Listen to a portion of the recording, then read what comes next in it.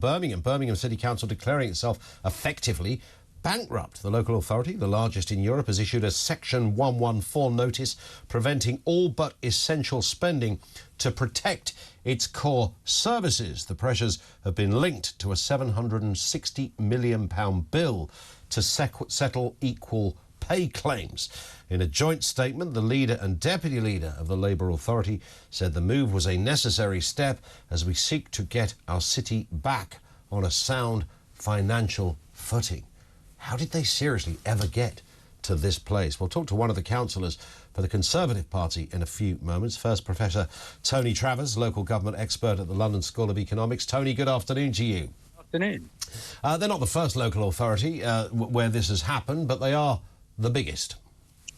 They're the biggest, and what's happened here is rather different from some of the other stories that we've heard in recent weeks and months.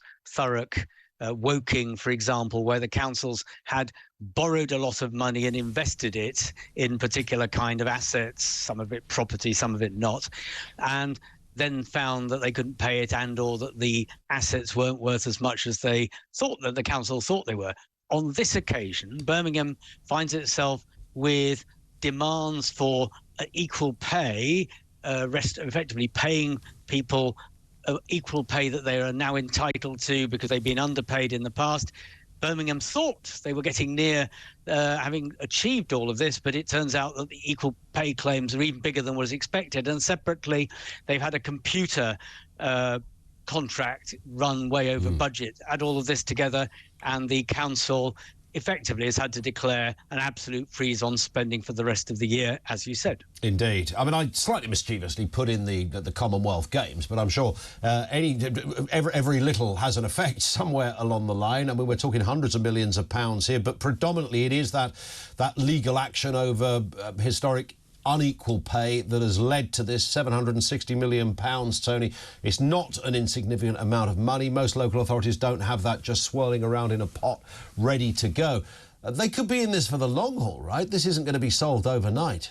Well, they are in it for the long haul, actually. I mean, this has been going on in one form or another, though not as seriously as today, since 2012. The equal pay, the need to make these equal pay payments has been going on since then. Yeah. I think the council thought they were through the worst of it, but it now turns out there are further demands to be met, and as I say, this additional problem of the overrunning computer contract. Add all of this together, what does it mean? Well, it means that the Birmingham City Council, which, as you say, is the largest in the country, will find itself unable to commit itself to new spending. They will have to honour spending on social care for older people and children, but it will put a squeeze on libraries, youth services, adult services, street cleaning, pothole filling, all of the things that in the end there's no statutory minimum, and where the council will presumably have to cut back on it even more than already. And of course, this is this year. They've got to set a budget for next year, 24-25, and that will start soon. So they are in it. They are not only in it now for the long haul; they've been in it for the long haul, and will continue to be so.